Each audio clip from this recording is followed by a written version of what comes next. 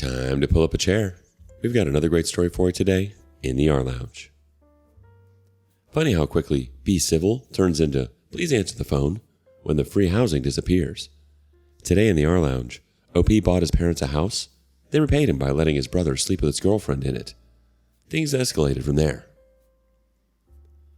Parents gave my cheating brother the house I bought for them, so I sold it. Now they're homeless. My parents have always struggled financially. Growing up wasn't easy, but I managed to become successful despite their money issues. When I found out they were having trouble making rent again at the apartment, I decided to help. I'm 31, single, and doing well enough that I could afford to buy them a modest 3-bedroom house outright. No mortgage, completely paid off. The only catch was I kept it in my name for tax purposes, but I made it clear they could live there rent-free for the rest of their lives. They were beyond grateful at first. It felt good to give back to them despite our sometimes rocky relationship. About 3 weeks after they moved in, my brother called me saying his girlfriend kicked him out. He needed a place to stay just for a little while until he found his own place. Since our parents had a spare bedroom in the new house, they offered to let him stay with them. I wasn't thrilled about it, but it wasn't my decision who they let stay in their home, even if I technically owned it. Fast forward a couple months, and I started dating this woman I met through a social sports league. Things moved quickly between us, and we became exclusive within weeks. She was the first person I'd dated in a long time that I could actually see a future with. After we'd been dating for about a month, I decided to introduce her to my family. We went over to my parents' house for dinner, and everything seemed fine at first. The only thing that stood out was how attentive my brother was being toward her. He kept asking her questions about herself and offering to refill her drink. A couple weeks later, my girlfriend mentioned that my brother had started following her on social media and had sent her a few messages. Nothing inappropriate, just friendly conversation. I didn't think much of it at the time. Why would I? He was my brother, and she was my girlfriend. I trusted both of them. Over the next month or so, I started noticing changes in my girlfriend's behavior. She was always on her phone, and whenever I glanced over, she quickly locked the screen. Our dates started getting cut short because she suddenly had other commitments. When I asked her about it, she'd get defensive and say I was being paranoid. Things came to a head when we were at my parents' house for 4th of July barbecue. I noticed my brother and girlfriend exchanging glances across the table. There was something in the way they looked at each other that made my stomach turn. When I confronted her about it on the drive home, she missed it as nothing and accused me of imagining things. The following weekend, she canceled our plans last minute. She claimed her friend needed help moving and she couldn't get out of it. Something about her excuse didn't sit right with me. So the next day, I drove by my parents' house on a whim. Lo and behold, her car was parked in the driveway. My brother's car was there too, but my parents' car was gone. I still had a key to the house, so I let myself in. The place was quiet, but I heard muffled sounds coming from my brother's bedroom. I don't think I need to spell out what I found when I opened the door. The confrontation was ugly. There was a lot of shouting and cursing. My girlfriend scrambled to cover herself while my brother just sat there with a smug look on his face. In the middle of it all, my parents came home and rushed upstairs to see what the commotion was about. I expected them to be as disgusted as I was. Instead, my mom started telling me to calm down. My dad put his hand on my shoulder and said, "Son, you need to understand your brother's been going through a rough patch since his breakup." I couldn't believe what I was hearing. They were defending him, my brother, who had been sleeping with my girlfriend under their roof in a house that I bought for them. I left before I said or did something that I'd regret. My girlfriend tried calling me multiple times that night, but I ignored her. The next day, I met up with her briefly to end things officially. She didn't even try to deny the affair. She just said it just happened, and that my brother understands her better, whatever that means. For about a week after that, I didn't hear from my family. Then my mom called me to tell me they thought I should move on and forgive my brother. She said I should still come to family gatherings and be civil because we're still family. I hung up on her mid-sentence. A couple weeks later, my brother texted me asking if we were cool yet and if he could have my blessing to officially date my ex. I blocked his number without responding. It was about 2 weeks after that when my parents showed up at my apartment unannounced. They sat on my couch and told me my brother and my ex had moved in together permanently at their house. My mom said, "We know it's uncomfortable, but you need to get over it. They're in love." I reminded them that it wasn't their house, it was my house. I had bought it with my money, and it was still in my name. My dad brushed this off, saying, "You gave it to us. It's ours now." The next day, I contacted a real estate agent to discuss selling the house. Meanwhile, I got a group text from my parents and brother saying they'd decided my brother and ex-girlfriend would be taking over the master bedroom because they're a couple now and needed the space. They didn't even ask for my input or permission. They just informed me of their decision about my property. A few days later, my mother called me asking for money to renovate the kitchen in their house. She wanted to update the countertops and cabinets. I laughed and hung up. I met with the real estate agent and finalized the listing for the house. She said we should expect multiple offers given the location and condition of the property. Sure enough, within a week, I had 3 offers, all above asking price. I accepted the highest one without hesitation. Then I sent a text to my parents. You have 30 days to vacate the property. It's been sold.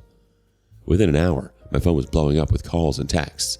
My mom was hysterical, saying I couldn't do this, that I had promised them the house for life. My dad was threatening legal action. My brother was calling me every horrible name imaginable. I turned my phone off and went to bed with a smile on my face for the first time in weeks. The next day, my parents showed up at my door again. My dad tried to argue that I couldn't legally sell the house because it was a gift.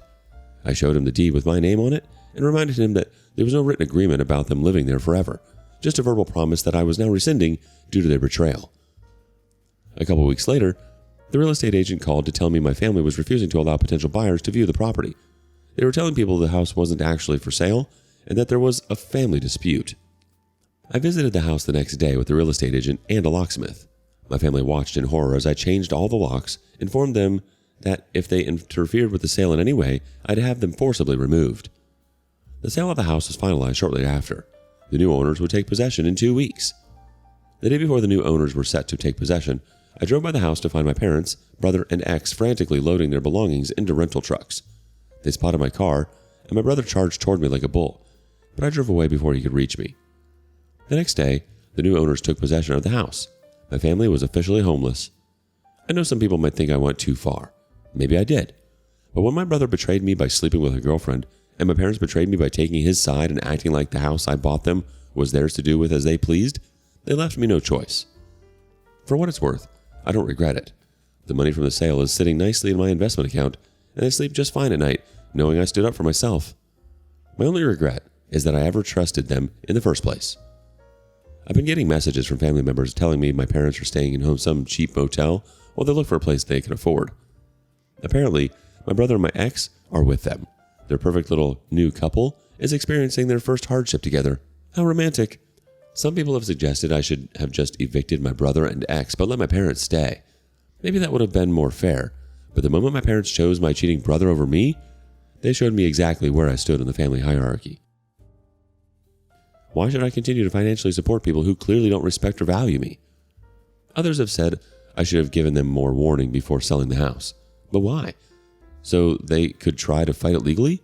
So they could damage the property out of spite? No thanks. The clean break was the best approach. I've blocked most of my family on social media now, but occasionally updates filter through from distant relatives or acquaintances. Update. It's been a little over 2 months since I posted my story, and a lot has happened. I wanted to give you all an update because the aftermath has been interesting, to say the least. First of all, thank you to everyone who commented on my original post. The support was overwhelming, though I appreciate even those who thought I went too far.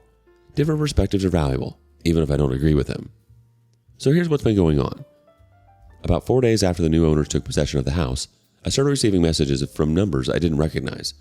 It was obvious my family was using burner phones or friends' phones to contact me since I had blocked them all. We're staying at the Sunset Motel off the highway. The place has roaches. Is this what you wanted? Your brother is sleeping on the floor. Your mother cries herself to sleep every night. Hope you're happy. We can't find an apartment because our credit scores are too low. No one will rent to us without a massive deposit. I found out my parents had moved in with my mom's sister in another state. Apparently my brother wasn't welcome there. My aunt has always found him difficult. Her polite way of saying she thinks he's an entitled jerk. So she only offered to take in my parents. A friend texted me a few days later saying he'd spotted my brother sleeping in his car in a supermarket parking lot. For a brief moment, I felt a twinge of guilt. Then I remembered him in bed with my girlfriend, that smug look on his face when he was caught, and how he had the audacity to ask for my blessing to date her afterward. The guilt evaporated instantly. On Christmas Eve, my mother called from an unknown number. I almost didn't answer, but something made me pick up. She was sobbing, saying they missed me and wanted to make amends. She said my brother had learned his lesson and that they all wanted me back in their lives. I said, actions have consequences. You chose him over me when he betrayed me in the worst possible way. You treated my property as your own to give away. You made your choice, and now you're living with it. She started to protest, but I cut her off. I don't want to hear it. Don't contact me again. Then I hung up. New Year's Eve came around, and I threw a small party at my apartment. A friend brought along someone I hadn't met before, a woman about my age who had just moved to the area. We hit it off immediately. She's smart, funny, and most importantly, has no connection whatsoever to my family. We exchanged numbers and have been seeing each other since. Last week, a cousin I'm still on speaking terms with told me my brother has been spreading this version of events to anyone who will listen. According to him, I overreacted to finding him in with my ex and destroyed our family over a girl. He conveniently leaves out that the girl in question was my girlfriend of several months, or that my parents took his side and treated my property as their own. My cousin said most of the family isn't buying his story anymore. The truth has a way of coming out, and my brother has always been bad at keeping his story straight. Plus, his history of selfishness and entitlement speaks for itself. The money from selling the house isn't just sitting in my account anymore. I've invested most of it, setting myself up for a more secure future, a future without toxic family members who take me for granted. Update 2. Parents gave my cheating brother that house I bought for them, so I sold it. Now they're homeless. It's been about 4 months since my last update, and I figured it was time to share what's happened since then. This will likely be my final post about the situation, as I'm ready to close this chapter of my life completely. While I was enjoying my vacation, my ex apparently decided that I'd had enough time to get over everything. She sent me a long email begging for another chance. According to her, my brother was manipulative, and she'd been vulnerable after a rough patch in our relationship. News to me that we were having problems. She claimed she'd realized what a mistake she'd made and that she'd never stopped caring about me. The audacity was almost impressive. I blocked her email address without responding and continued enjoying my coconut curry on the beach. When I got back home, I was in a much better headspace. I took the remaining money from the house sale and invested it in my retirement fund. Future me will thank present me for that decision. Valentine's Day rolled around, and I spent it with the woman I met on New Year's Eve. We're not rushing into anything serious, but we genuinely enjoy each other's company. As for my brother, I heard through mutual connections that he's been couch surfing and can't hold down a job. My ex apparently moved back in with her parents in another state. Their great love story couldn't withstand actual hardship. Shocking. The woman I met on New Year's Eve is still in my life, and things are going well. We're taking it slow, but there's potential there. I won't be posting any more updates about this situation. There's nothing left to say. You rescued your parents from financial instability, gave them a fully paid off house, asked them for nothing in return except basic respect, and they repaid you by turning it into a frat house for your cheating brother and your girlfriend. Bold strategy. Selling the house wasn't revenge. It was reality finally showing up with paperwork. You didn't make them homeless. They overplayed their hand and lost the safety net they assumed was permanent. You didn't destroy the family. You just stopped funding the illusion that you were supposed to tolerate betrayal indefinitely. They did this to themselves. What do you think? Let us know below. And thank you for joining us today in the rLounge. Be sure to like and subscribe and hit that notification bell so you don't miss out on our next video. Until next time. And please put your chair back where you found it.